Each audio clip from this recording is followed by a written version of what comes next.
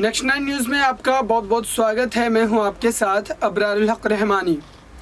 देवेंद्र फडणवीस को लेकर के जो तमाम खबरें चल रही थी महाराष्ट्र की राजनीति में, जिस तरीके से उनको डिप्टी सीएम का पद दिया गया और अभी भी बताया जाता है कि कैबिनेट विस्तार में उनकी बातों को ज़्यादा तरजीह नहीं दी गई। और इससे जुड़ा जो एक तरीके से बड़ा खबर आ रहा है इस वक्त का, वो खबर यही है कि अब देवेंद्र फडणवीस की जो नज़दीकियाँ हैं वो अजीत पवार से बढ़ रही है। और ऐसे में अजीत पवार से ये जो ताल्लुकात बढ़ने के पीछे का कारण बताया जा रहा है कि बीते दिनों जिस तरीके से अजीत पवार और देवेंद्र फडणवीस के तालमेल मिलने की वजह से जब महाराष्ट्र में विधानसभा चुनाव के नतीजे घोषित हुए थे, उसके बाद अचानक से देवेंद्र फडणवीस और अजीत पवार भगत सिंह कोश्यारी जो कि राज्यपाल है महाराष्ट्र के, उनके पास जाते हैं और मुख्यमंत्री पद की शपथ देवेंद्र फडणवीस ले लेते हैं और उप मुख्यमंत्री पद की शपथ अजीत पवार जो है वो लेते हैं। तो ऐसे में इन दोनों के बीच का जो बॉन्ड है वो काफ़ी मजबूत बताया जाता है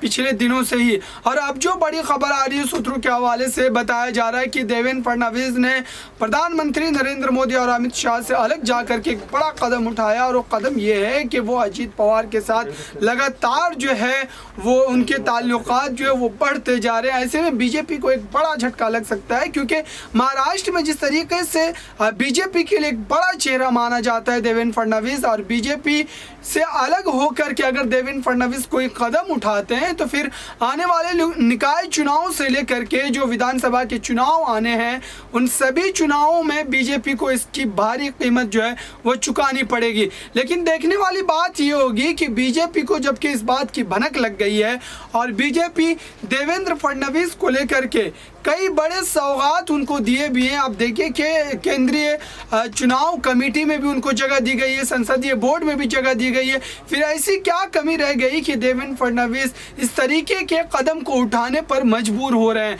सूत्र ये भी बता रहे हैं कि देवेंद्र फडणवीस की पत्नी जिस तरीके से तमाम बातें ट्वीट करके जाहिर कर रही थी और एक तरीके से उनका दर्द जो है वो छलक रहा था, उनके द्वारा कई बार ट्वीट में ये बात जो है वो दोहराई गई है कि देवेंद्र फडणवीस ही उद्धव ठाकरे की सरकार को गिराने से लेकर के इस नई सरकार के गठन तक का सारा जो प्लान है उनके द्वारा ही रचा गया था, लेकिन उसके बावजूद भी सीएम एकनाथ शिंदे को ही बनाया जाता है। तो ये सारे मामले को कुल मिलाकर के देखा जाए तो यही बात निकल करके आती है सामने कि देवेंद्र फडणवीस भले ही खुल करके कोई बात सामने हाईकमान के सामने नहीं रख रहे हैं, लेकिन अंदरूनी तौर पर वो अभी भी पार्टी हाईकमान से नाराज चल रहे हैं और इसी कड़ी में ये सारे मामले जो हैं वो निकल करके सामने आ रहे हैं। फिलहाल इस खास रिपोर्ट में इतना ही। देखते रहिए ताज़ा तरीन खबरों के लिए नेक्स्ट 9 न्यूज़ को। धन्यवाद।